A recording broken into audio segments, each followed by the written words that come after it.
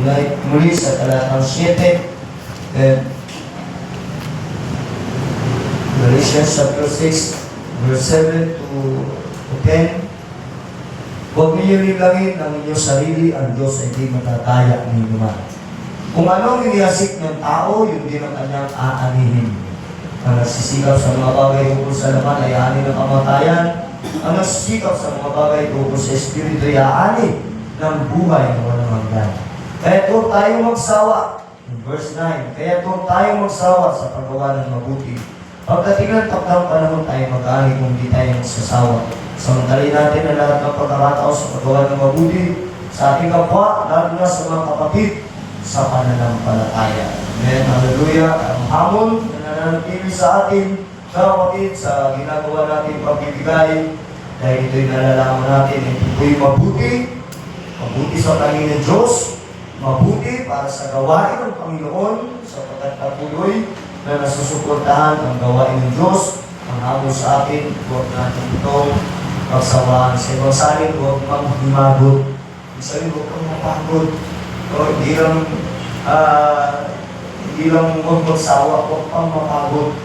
Yan, hallelujah. Sapagkat nalalaman natin na ang ginagawa natin ay mabuting bagay. Ito ang paraan ng Diyos, ang patuloy na tatagpuin niya ang kanyang gawain. Amen. Hallelujah. At may pangako naman ang Panginoon, pagdating ng takdang panahon, may itinakdang araw ang Diyos, na tayo po'y mag-aani, huwag lang tayong mapagod. Kaya, sige lang mga kapatid, itong ating gagawin, hanggang sa pagbabalik ng Panginoon, amen, hanggang sa araw, na tayo datad niya, tayo pa rin ay maghahandog sa Diyos. Amen. Sino po may gabi ang handa na, maghandog sa Diyos? Hallelujah, tayo po yung digong, may gabi, may kaloob. Hallelujah. Okay. Brother Jonathan,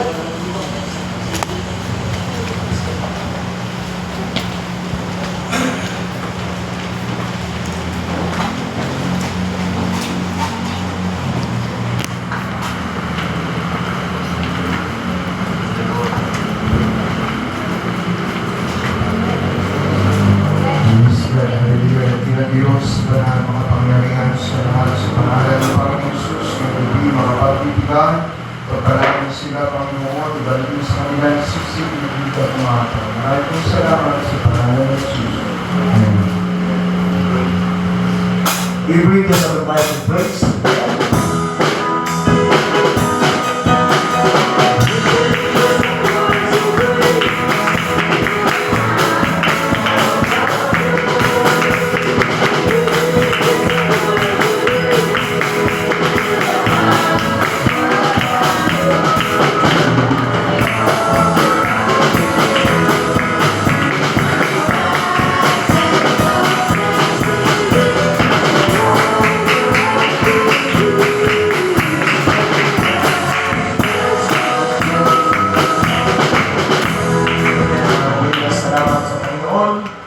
Salamat din sa inyong mga pagbibigay, mga kapatid. Amen.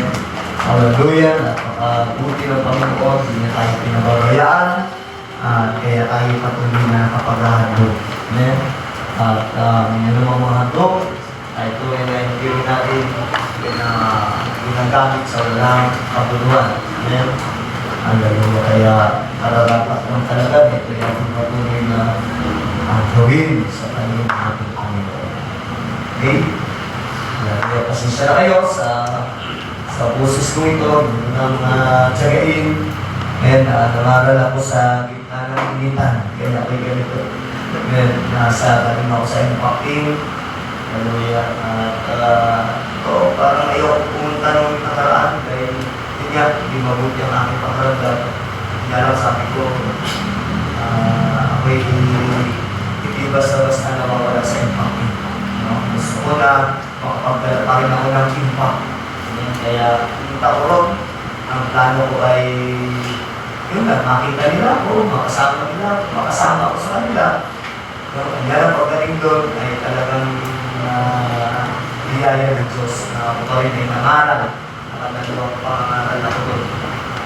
At salamat dahil kita ko naman kahit ako'y napaos ay meron namang meron ng impact dahil may mga taong nasasaktan ng puso at dahil nasaktan ng puso ay nagtatanong. Kaya alam ko na may bunga ang ginawa namin pangalan doon. Amen? So yun ka na. Talagang namalapot ng gusto. Okay? Hebreo chapter 12. Amen? Ang ating pong babasahin, napakahalaga dito.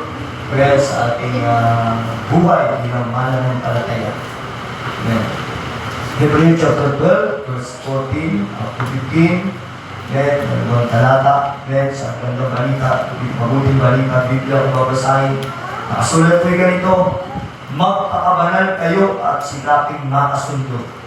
Okay? Hindi nyo nakita, Hebreo 12, verses 14 to 15. Magpakabanal kayo at sikapin makasundo ang inyong kapwa, sapagkat hindi ninyo makikita ang Panginoon kung hindi kayo mamumuhay ng ganito. Pag-ingatan ninyo, huwag kaligtan naman sa inyong pag-ibig ng Diyos. Ingatan ninyo, huwag sumama ang sino man sa inyo at makagulo at makaawa pa sa iba. Hallelujah. Sa Bible sa Tagalog na salin, sundin ninyo. Sundin ninyo ang kapayapaan sa lahat ng mga tao at ang pagpapakabalan na kung wala ito'y sino man ay di makakakita sa Panginoon. Purihin ng Diyos sa kanyang salitang ito na ating binasa sa malitayang manalangin ang mabanal na makapangyarihan sa lahat. Maraming salamat po sa gabi ito na muli ay meron po kaming pagkakataon upang mapagsalusaluhan ng iyong mga salita. Nalangin ko na ikaw po ang gumamit ng mensahe ito para sa aming mga buhay upang patuloy mo kami, Panginoon, kausapin, amunin, turuan, at tulungan na Panginoon na kami po'y makapamuhay, lalo na ng may kabanalan sa iyong harapan. Pagpalain mo ang aking mga kapatid sa pakikinig, maunawaan po nila ang napakalagang mensahe ng itong salita. Tulungan mo ako na yung likod na magawa ko rin ang pinakamabuti sa pagbabahagi nito. Lord, kailangan ka namin, kailangan kita sa wala ako akong kaya sa aking sarili kundi sumunod, magtiwala at magpaghamit sa iyo. Sa iyo lamang po ang kapurihan sa tanging pangalan mo, Panginoon Jesus.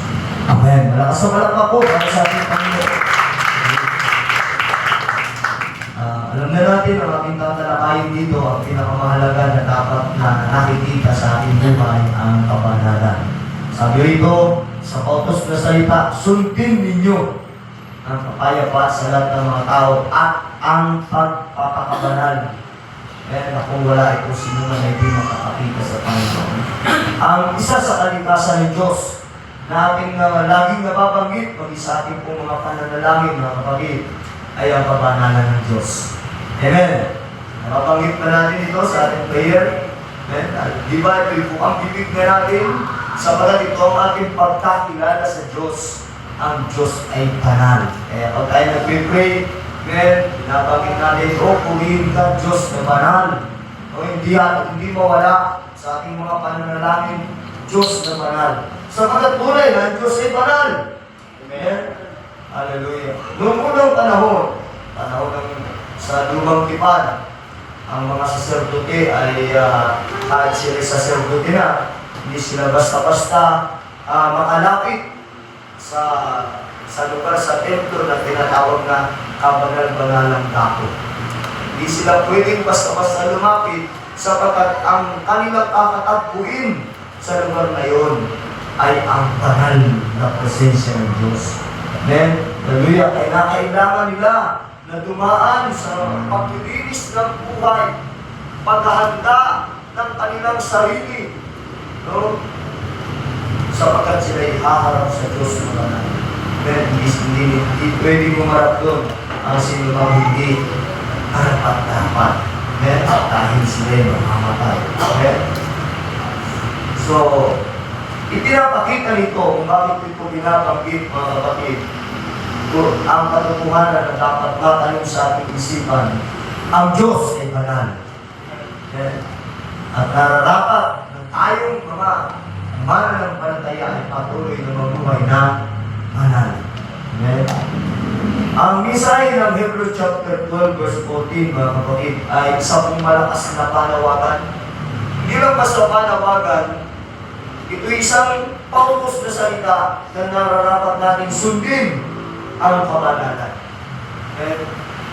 Hallelujah. Ang salitang ito, mga kapatid, ay hindi isang pakiusap, hindi isang salitang walang kapangyarihan, kundi ito talaga ay utos. Okay? Kaya ito po ang ating pag-usapan, ang panawagan sa kabanalan. Okay? Hindi natin dapat makalimutan sa ating pong pagiging Kristiyano, mananampalataya sa ating araw-araw na pamumuhay. Ang Diyos ay may panawagan sa atin sa kabanalan. Hallelujah. Kaya ito rin ang unang puntos na ating gagamitin, ang panawagan sa kabanalan na all to holiness. Hallelujah. Sundin niyo ang kapayapaan sa lahat ng mga tao, ang pagpapabanal, na kung wala ito, sino man hindi makakakita sa Panginoon. Ang salitang sundin, mga kapatid, ay mayroon ding ibig sabihin na gawin mo o gawin natin. No? Pwede rin ilakit dito ang salitang tuloy-tuloy ninyong gawin o ituloy mong gawin. Amen? At hindi rin masama na ilakit natin dito ang maging matyaga tayo sa kabanalan. Okay? Ganun kasi ang sumusunod, nagpapatuloy at nagiging matyaga. Amen? Hallelujah. Ang kabanalan, mga kapatid, ay hindi po isang aksidente sa buhay ng isang tao. Ito po ay sinasadya. Amen. Hallelujah. Sinasadyang lakaran, sinisikap ay pamuhay ang kabanalan. No? Hindi yan basta-basta lang tumarating sa isang tao na nakaupo ka lang, bigla na lang darating sa iyong kabanalan. Ganun ka na ngayon. Hindi po ganun. No? Yan ay pinagsisikapan. Kabanalan. Ang kabanalan, mga kapatid, dapat din natin maunawaan, hindi ito yung pagiging perfecto. No? Ang tinatawag na kabanalan. Kasi kung pagiging perfecto ang kabanalan, wala sa ating magiging banal. Ngayon dahil walang perfecto. Ang kabanalan ay pagiging hiwalay sa kasalanan. At ginagawa natin ito para sa kalusugan ng Diyos. Okay? Ang kabanalan, mga kapatid, ito'y ang buhay na araw-araw na inilalagak po natin sa Panginoon ang ating pong mga plano, ating mga ginagawa, yung sentro ng ating pong mga layunin, araw-araw na inilalagak natin sa Panginoon. Kaya nararapat po, bilang mga mananampalataya, bilang mga Kristiyano, ay lagi natin sisiyasatin ang ating pong mga plano, ang ating mga ginagawa, amen, at yung ating mga layunin. Dapat ito'y nakasentro lagi sa Diyos. Then, na hinahanap natin ay ang paraan ng kabanalan sa layunin makapagbigay ng kaluwalhatian sa Diyos. Huwag natin kalimutan ang sabi ng unang Pedro, chapter 1, verse 15 to 16. Amen? Yung salita ito na inuulit, kayo'y magpakabanal sapagkat ako'y banal. Sabi ng Panginoon. Amen? Iniutos ito ng Diyos, mga kapatid, dahil ang kabanalan ay katangian ng Diyos na nais niyang makita sa kanyang mga anak. Sino po anak ng Diyos? Siguraduhin natin na laging nakikita sa atin pamumuhay ang kabanalan. Amen? Hallelujah. May mga Kristiyano, may ilang mga Kristiyano ang hindi talaga seryoso sa pamumuhay na kalugod-lugod sa Diyos. No? Sana wala niyan dito sa Papa's House kung Kristiyano hindi talaga siniseryoso ang kanilang pagsunod sa Diyos. Okay? So, makikita natin ang isang Kristiyano na hindi seryoso, no? Ang paglilingkod niya sa Diyos ay partial. Putol-putol, minsan-minsan, pag gusto, may mood. So, ang base sa kanyang mood. At isa masaya sa kanyang ginagawa. Kaya, mukhang hindi siya seryoso. Nung makikita natin, dahil kita mo seryoso kasi tao, pero nakikita mo kung paano niya pinagsisigapan gawin ang isang bagay. Di ba, pag seryoso ang isang tao, pag nagsisikap siya ang gawin, kahit nahihirapan, kahit na nagsasakripisyo talaga, pero dahil seryoso siya, nagawin niya. Okay? Pero mayroong mga Kristiyano na sana nga hindi dito sa Father's House ang hindi talaga seryoso sa pamumuhay na kalibig-tubig sa Diyos. Kaya siguro nagkaroon ng kantang mga Kristiyano kuno. No? Narinig niyo na ba yung kantang yung Kristiyano kuno? No? Sana huwag tayo papayag kayo na maging tawag sa atin ng Kristiyano kuno. Makatulong sana ito kahit sa ibang mga Kristiyano na makasilip sa pamahalaan nito. Hindi tayo dapat na maging Kristiyano kuno. At ang Kristiyano kuno ay ang mga tao hindi talagang seryoso sa pamumuhay na kalugod-lugod sa Diyos.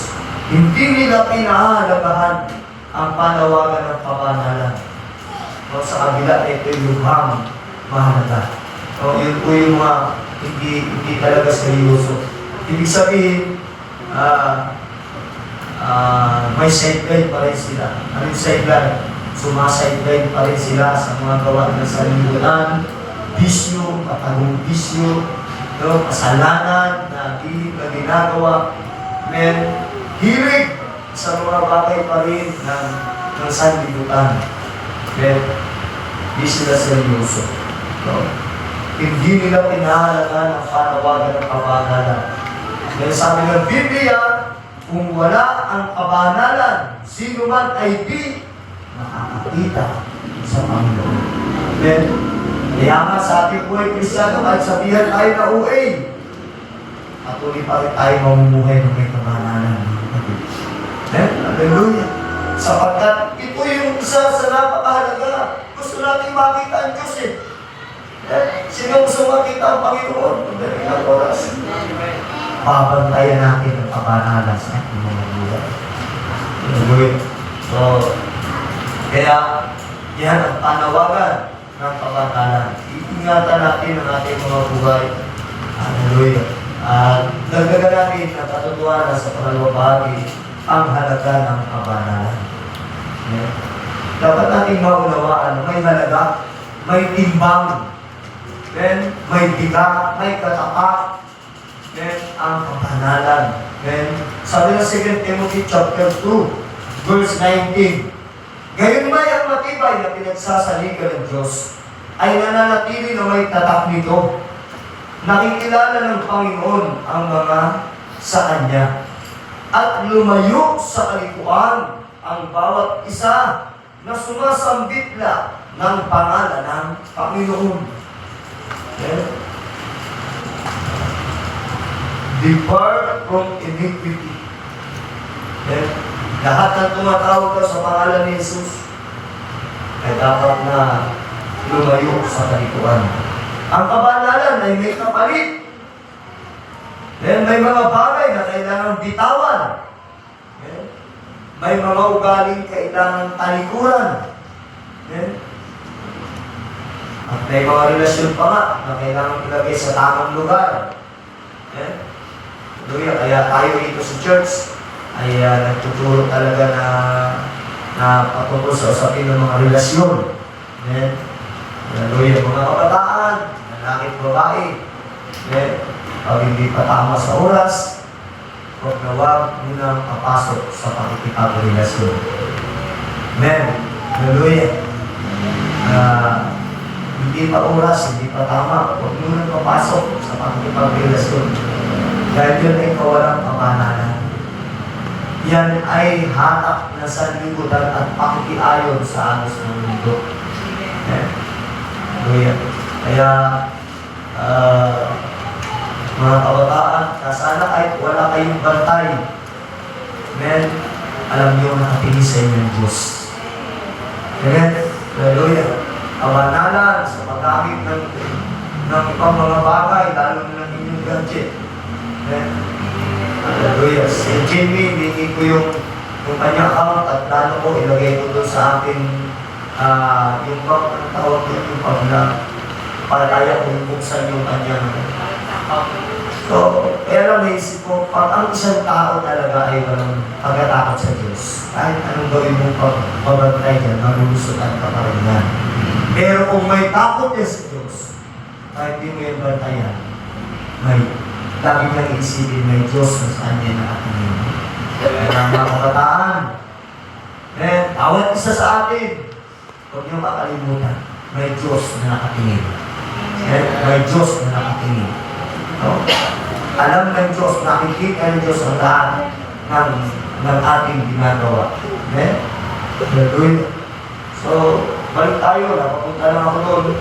Kasi minsan may mga nakatagong mga bagay na lumalaban sa kabanalan. Sabi ko nga, pati-relasyon. Sa mga kabataan, pag-uwas naman na, halos ipinagtutulakan sa Father's House, kapag may edad na, pag nasa tamang edad na, ay talagang kulang na lang ipagdigdigan at ihanap ng kapareha para mag-asawa na. No? Ganun na tayo, hindi tayo against sa pakikipagrelasyon basta nasa tama lang na control. Hindi, pag nasa edad na, go na. No? Ano pang gagawin? No? Kapag nasa tamang edad na, may nakapag-aaral na, may trabaho na, kaya na. At yung mga hindi kasal, itinutulak natin na magpakasal. Dahil alam natin ang pagsasama ng hindi kasal ay panganganin niya. Kaya itinutulak natin sa pagpapakasal. So, ang kabanalan may kapalit, may relasyon ay namin ilagay sa tamang lugar. Ang kabanalan, mga kapatid, ay hindi pagkawala ng kalayaan. Iniisip ng iba kung ako'y magbubuhay sa kabanalan para ako nakatali. No? Iniisip ng iba, huwag kayong magkamalit, mga kapatid. Lalo na sa mga kabataan, napakarami kong napakinggan. Tuwing na lang may mga, kapag may mga camping, youth fellowship, amen? Kapag nagkakaroon ng mga open forum para sa mga kabataan, no? Marami akong napakinggan na nagsishare sila ng kanilang damdamin na pakiramdam nila. Marami, yung iba, anak ng pastor, no? Nagsishare sila ng pakiramdam nila, sila'y nasasakal. No? Dahil ang ipinagigiit na sa kanilang pamumuhay ng mga kabanalan. Mga anak ng mga mananampalataya na pakiramdam nila, sinasakal sila. No? Wala kaming kalayaan dahil sa kabanalan. Kapatid, no? Huwag niyong isipin na gano'n. Ang kabanalan ay hindi pagkawala ng kalayaan. Ito nga ay paglaya mula sa pagkaalipin sa kasalanan. Paglaya pa nga ito eh. Ngayong pamumuhay mo sa kabanalan, bumakawala ang isang tao sa gapos ng kasalanan kapag siya ay nabubuhay mo ngayong kabanalan. Umiiwas siya. Maraming tao na ang iniisip na masaya ay ang buhay na walang limitasyon. Yung bang malayong gawin ang lahat ng bagay ay may kasalanan. Yun ang pakiramdam ng ibang mga tao. Yun ang inaakala ng iba. Na masarap ang mabuhay na wala sa kanilang nagbabawal, walang nagpapayo, gagawin na lang niya ang lahat. May mga taong gano'n, maraming mga gano'n. Nasabi nga ay minsan ka lang mabubuhay sa mundo ito. Sa kaya yung katwiran ni Brother Avino dati, patagpag niya kagabi. Dati gano'n ako. Sisigaw niya rin sa lansana. Dati gano'n ako. Pananaw ko sa buhay. Minsan lang tayo mabubuhay dito sa mundo. Kaya gawin na natin ang lahat. No? Yan ang gusto ng marami. Dahil yun ang inakala nila na tamang buhay. Subalit, alam natin, yan ay isang malaking laban sa kalooban ng Diyos. Dahil ang Diyos natin ay Diyos na hindi nagpapabaya. Mayroon siyang mga binibigay ng mga utos, mayroon siyang binibigay ng mga pamantayan sa pagkatayos ng Diyos tayo mabuhay na may kapanalan. Amen. Hallelujah. So, akit na sa mga matagal ng Kristiyano, mga kapatid. Hallelujah. Dapat na tayo patuloy na nag-iingat, binabantayan ang ating pamumuhay sa usapin ng kabanalan. Okay? At dapat rin ating nalalaman ang mga hadlang sa kabanalan. Okay? O alaman natin, dapat natin muling mapakinggan, may paalala sa atin. Okay? Yung mga hadlang sa kabanalan. Alam niyo po, ang hadlang sa kabanalan, minsan, ito'y ang malamig na pananalangin. Okay? Yung malamig na pananalangin, nakakahadlang na yan, maliit yan, unti-unti. Kawalan ng gana, kawalan ng dedikasyon doon sa devotion na dapat ginagawa ng mga Kristiyano bawat araw. Yan yung mga nagiging hadlang sa kabanalan. Pagiging kampante. At pagkawala ng unang pag-ibig. Yung pagkampante na lang siya. Okay na yun, pero wala na yung kanyang sigasig. So huwag natin isipin na ang mga malalaki lamang na kasalanan ang kalaban ng kabanalan. Huwag natin iisipin na yung mga malalaking kasalanan lang ang kalaban ng kabanalan. No? Sabi kasi, baka isipin ng iba na hindi naman ako nagnanakaw, hindi naman ako pumapatay. Siguro, okay lang ako. Pero meron mga bagay na maliliit lang. No? Pero nagiging hadlang sa kabanalan. Amen? Kahit ang mga simpleng kapabayaan sa spiritual nating buhay ay maaaring maging kalaban ng kabanalan. Iwala ba kayo mga kapatid? Hallelujah. So makikita natin sa Bible, ang simbahan sa Laodicea ay hindi pinagalitan ng Diyos dahil sa immoralidad. No? Dahil hindi nila ginagawa yun noong time na yun. Kaya hindi yun ang dahilan kung bakit sila ginalitan ng Diyos. Hindi dahil sa malaking kasalanan. Pinagalitan sila dahil sa pagiging maligamgam. Sa pagiging maligamgam. Sabi nga ng Revelation chapter 3 verse 14 to 16.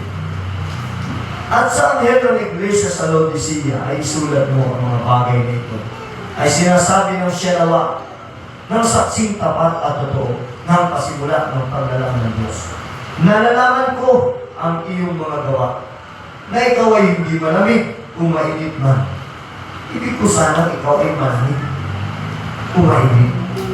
Sapagkat ikaw ay malahininga at hindi mainit kung malamig man, ay susuko kita sa aking bibig. Kasi yung kapatid, hindi malaking kasalanan ang usapin dito. No? Yun ang pagiging malamig. No? O yung hindi pagiging mainit. Yung pagiging maligamgam, yung hindi siya maintindihan. Nasaan ka ba? No? Sa init ka ba o sa lamig? Malahimik ka. Yun ang problema niya, pero napanggit sa Biblia. Kung titingnan yung mga kapatid, maliit. No? Pero nagiging kalaban niya ng kabanalan. No? May mga bahagi ng buhay ng mga tao, maliit lang. Pero maniwala tayo kung di natin ito babantayan, magiging kalaban ito ng kabanalan. Well, ang may maliit na butas, mga kapatid, ay hindi agad-agad lumulubog. Ang nangyayari dyan, unti-unti papasok ang tubig hanggang sa sa'yo mapuno. Pag napuno na, saka yung lumulubog. Amen. Kaya sa nagulat, maliit lang. Maliit lang na butas. Siguro lahat na nakapanood ng Titanic. Amen. Isang napakalaking barko na sinabi ng engineer nito na kahit daw ang Diyos ay hindi kayang palugin ang barko ito. Kahit napakalaki na ng barko ito. Pero sa kauna-unahang paglalayag ng barko, kauna-unahang biyahe, hindi na napasin na nakalukog na yelo. Tumama din yung barko na butas na. Nagkaroon ng maliit na butas. At yung maliit na butas na yung tutungan ng tubig na hindi rin nila napansin. sapagkat yung mga tao nagkakasiyahan. Then, hanggang ang barko'y lumubog. Namatay sila. Kasama yung engineer na nagsabi hindi tayo palubugin yung barko.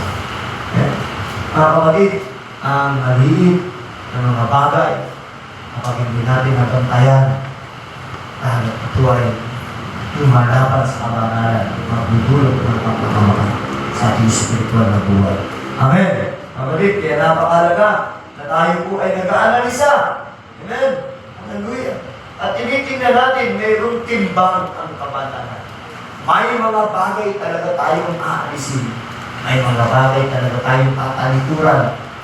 Amen. May mga bagay talaga tayong dapat na pabuhin.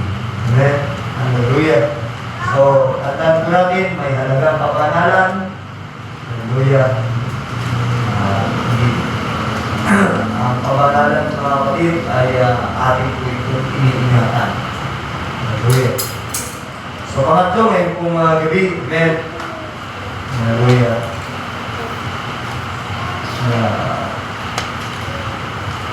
Andiyan si Jesus na nagpapabanal sa atin. Amen. Ikuluman ang mabuting bagay. Ito ang pinakamahalagang bahagi ng mensahe nito. Amen. Hallelujah. May Jesus na nagpapabanal sa atin. Hallelujah. Kung wala si Jesus at nandun lang tayo sa salita na puro hamon, pagtuturo, maaaring mawalang kaguluhan ng ating pong pagnanais ng kabanalan. Then, sapagkat ang tunay natin kailangan ay ang tulong ni Jesus sa ating pong mga buhay, mga kapatid. Amen. Hallelujah. Sapagkat sa katotohanan, sino man kung sa ating mga sarili lamang ay tunay na tayo po'y mabibigo sa kabanalan. Maniwala po tayo. So, kailangan talaga natin si Jesus. Sino pong kailangan si Jesus? Inaalayahan mo ba siya araw-araw? Na mag-hari sa iyong buhay? Hallelujah. Baka kinakalimutan mo siya. Huwag mangyari mga kapatid. Dahil ang tao nakakalimut na nangyayari si Jesus na siya'y kabayan, magarian, ay nag-aakalang kaya niya ang kanyang sarili. Hallelujah. Kaya, huwag nating lilimutin bawat araw, hilingin sa Panginoon na tayo ay samahan niya, ilusin niya, paglarian niya. Amen? Hallelujah. Sana wala sa mga taga-Father's house ang nakakalimot na mag-pray. Amen? Sana wala mga taga-Father's house ang lumilipas sa maghapon na hindi niya talaga nabigyan panahon ang pananalangin sa Diyos. Ang ipag-usap sa Diyos. Hallelujah. Ang tunay natin kailangan ay tulong ni Jesus sa ating pong mga buhay. Dahil mabibigo tayo sa usapin ng kabanalan kung wala ang tulong ng ating Panginoon. Kailangan natin si Jesus. Then, sino dito ang hindi nadapa sa spiritual ng buhay? Sino dito, mga kapatid, ang walang kapukulang sa Diyos? Di ba lahat naman tayo? Amen? Hallelujah.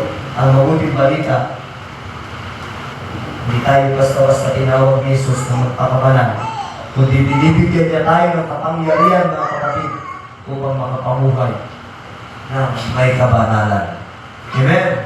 Sabi ng unang Korinto, Kapitulo 1, talatang 30, datapot sa kanya, 1 Corinthians 1:30, datapot sa kanya kayo'y nangasa kay Kristo Jesus, na sa atin ay ginawang karunungan mula sa Diyos at sa katuwiran at kabanalan at katubusan. That Christ Jesus is made unto us sanctification. And si Jesus ang tunay na gumagawa sa atin. So, si Kristo ang ating kabanalan. Kapatid. Kung tayo hiwalay sa Kanya, John 15 verse 5, ay wala tayong magagawa. Amen? Oo, pwede tayo magnais, pwede tayo maghangad, pero hindi natin makakaya sa ating sarili lang. Kailangan natin sa Jesus. Hindi natin kaya baguhin ang ating mga sarili sa ating sariling lakas. Ang kabanalan, mga kapatid, ay bunga ng pamumuhay sa mundong ito na kasama si Kristo. And mabibigo ang sinumang tao sa usapin ng kabanalan kung mamumuhay siya nang hindi niya kasama si Kristo. Mabibigo siya sa kabanalan. Habang nananatili tayo kay Kristo, hindi tayo magiging katulad niya. Hanggang sa pagpapalik ni Jesus, ang mukha na talaga tayo ng Panginoon. Amen. Hallelujah. So, kung tayo mag-aanalisa, may mga tao pagod na pagod sa kanilang buhay sapagkat sinusubukan nila na magbago sa kanilang sarili. Sinusubukan na maging mabuti. Pero halos lahat ng tao na balita kung gumawa nito nabigo. Nabigo sila. Dahil ang lihim ng kabanalan ay hindi lamang sa matinding pagsisikap. Ulitin ko, ang lihim ng kabanalan ay hindi lamang sa matinding pagsisikap. Ang lihim ng kabanalan ay naroon sa mas malalim na pakikipag-ugnayan kay Kristo. Kapatid, kumusta ang iyong ugnayan kay Kristo? Kumusta ang iyong relasyon kay Kristo? Hallelujah. Malalim ba? Hallelujah. Mga kabataan, kumusta ang relasyon niyo kay Kristo? Malalim ba? Sabi ng Pilipos chapter 2 verse 13, Pilipos chapter 2 verse 13, sapagkat Diyos ang gumagawa sa inyo, maging sa pagdanasa at paggawa, ayon sa kanyang mabuting kalooban. So, nandun sa pagkipag-ugnayan sa Panginoon, doon tayo makakaranas ng kabanalan dahil siya ang tunay na gumagawa nito para sa atin. Habang kasama natin si Jesus na namumuhay sa mundong ito, mararanasan natin ang kabanalan. Dahil si Jesus ang nagpapabanal. Hallelujah.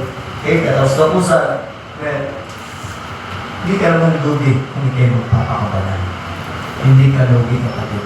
Hindi tayo lugi sapagkat may gantimpala ang kabanalan. Yung panghuli, ang gantimpala ng kabanalan. Hindi tayo alis sa ating teksto. Sabi rito, sundin ninyo kapayapaan sa lahat ng mga tao. Hebreo 12:14.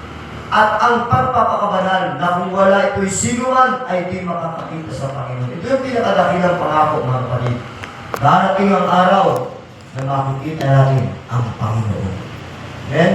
Yan yung dakilang gantimpala ng kabanalan. Darating ang panahon, makikita natin ang Panginoon.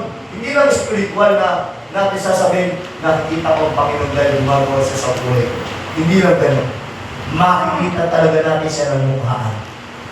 Amen? Hallelujah. Sabi ng Revelation chapter 22 verse 4, makikita natin siya ng mukhaan. Basahin ninyo, Revelation chapter 22. Sa pamagitan ng pananampalataya na may kalakip na kabanalan. Yan, makikita talaga natin ang Panginoon. Ang pinakadakilang gantimpala ng langit, mga kapatid, ay hindi yung nabalita natin at nabasa natin na sa langit ay dito ang nasa langit. Hindi rin yung mansyon ay pinangako niya sa atin. Hindi yun ang pinakadakilang gantimpala ng langit, mga kapatid. Bagamat totoo ang mga yun.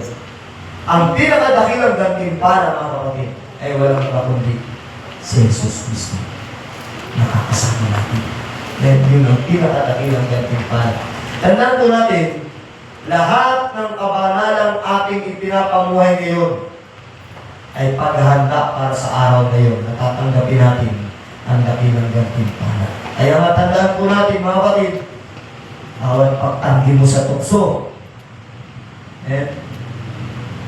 bawat pagsunod natin sa kalooban ng Diyos, bawat sakripisyo na iyong tinitiis, bawat pagluha mo at pagsisisi, paghingi ng tawad sa nagagawa mong kasalanan, at pinapadama mo sa Diyos ang tunay mong damdamin, lahat ng ilan may kabuluhan. Ang kabanalan ay bunga ng pag-ibig sa atin ng Diyos. Kung wala sa Jesus, imposible ang kabanalan. Tandaan natin, mga kapatid, hindi lamang tayo tinawag ng Diyos sa kabanalan, siya rin ang gumagawa nito sa atin. Ang Diyos na magiging sa atin ay siya rin magpapabalala sa atin. Ang Diyos nagsimula ng mabuting gawa sa atin, siya rin tatapos nito hanggang sa araw na makita natin siya ng mukhaan. Tandaan natin mga kapatid, hindi tayo tinawag ng Diyos upang maging mga relihiyoso lang. Ibig sabihin magmukha lang ng mga Diyos. Hindi po tayo tinawag ng Diyos. Tinawag tayo ng Diyos sa pamumuhay na may kabanalan. Kaya ito po yung ating pong iingatan. Sapagkat kung wala ito, hindi natin makikita si Kristo. Palapakan natin ang Panginoon. Ngayon natin ang Hallelujah. Ang aral na papaalala sa atin, ngayon tayo tinutulungan niyo. Kung natin ating mga ulo, makikita natin mga mata, sinisiyasat ang ating mga sarili. Then, sa usapin ito, pamumuhay ng may kabanalan. Mga kapatid, ulitin ko, walang perfecto, ni isa na sa atin dito. Then, kaya hindi pa perfecto ang kabanalan. Pero maaari tayo maging maayos. Maaari tayo makakbak sa pamumuhay ng may kabanalan dahil ng Diyos Kristo na tutulong sa atin. Araw-araw, piliin natin ang mga bagay na mabuti. Araw-araw, piliin natin ang mga bagay na kalungkuran ng Diyos. Araw-araw, na tayo po ay lumapit sa Panginoon. Araw-araw natin siya kanyayahan na tayo samahan niya sa ating pamumuhay sa daigdig nito. Tulungan niya tayo na makalayo, makaiwas ang mga tukso at kasalanan na nasa mundo ito. At tulungan niya tayong magawa ang kanyang dakikang kalooban. Maging seryoso tayo sa bahagi ito ng pamumuhay na may kabanalan. Ang langit ay lugar na banal. Ang makakapunta lang doon ay ang mga taong banal. Hallelujah. Praise God. May tulong ang Panginoon. Kaya, kailangan din natin ang laging pag-analisa, pagpapasya sa ating sarili. Ngayong gabi, kung alam natin sa ating mga sarili, may mga bahagi ng ating buhay na nagkukulang tayo ng kabanalan, kapatid, hindi pa huli ang lahat, maaari tayong lumapit sa Panginoon. Humingi ng tulong at sabihin natin sa Panginoon, Lord, ang kalooban mo, makapamuhay ako sa kabanalan, tulungan mo ako. Narito ako, ninanais ko na ikaw ko'y maghari sa buhay ko. Inuusap ko ang altar sa iyong sandali, humingi tayo sa Diyos ng tulong, pasapin natin ang Panginoon, habang lumalapit din po ang mga manunod ko, inihanda ang awitin na nawit natin kanina, banal mong tahanan. Hallelujah. Makita natin mga buhay kung mayroong bahagi na nagkukulang sa kabanalan, dapat sa Diyos. Kung makita mo naman na nandun ang buong kasigasigan mo, hallelujah, magpasalamat ka sa Diyos na iyong nagagampanan ang pamumuhay ng may kabanalan at pagkakataon din ito na patuloy kang humingi ng tulong. Hallelujah. Subalit ito ang alam ko. Lahat tayo lagi may pagkukulang. Lahat talaga tayo may mga kakulangan sa usapin ito ng kabanalan. Kaya kailangan natin ang tulong ng Diyos, lalo na ngayong gabi. Tayo pinusin ang ating Panginoon. Ang magbanal sa langit, sa pangalan mo, Panginoong Hesus, kami po'y lumalapit. Ikaw ang aming Panginoon na tumawag sa amin.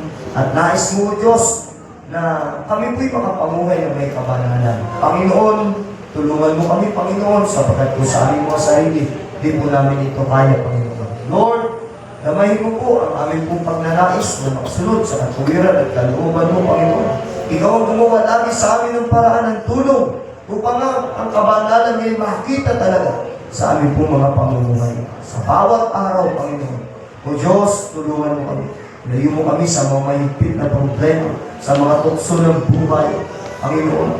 Diyos, sa mga udyok at alok ng sanlibutan na hindi mo kalooban, Panginoon. Layo mo kami. Tulungan mo kami magawa kung anong nais mo. Mapahalagahan namin ang mga bagay na mahalaga sa iyo, Panginoon. Lord, tulungan mo kami, Panginoon. Pananampalataya. Hallelujah. Itong ating pong hallelujah. Dapat na naisip ang buhay natin ay pananampalataya na ating Panginoon. Hallelujah. Lord, tulungan mo kami lahat. Tulungan mo kami lahat. Hindi po namin kaya sa aming sarili. Kaya narin kami nilalapit ang aming buhay sa iyo.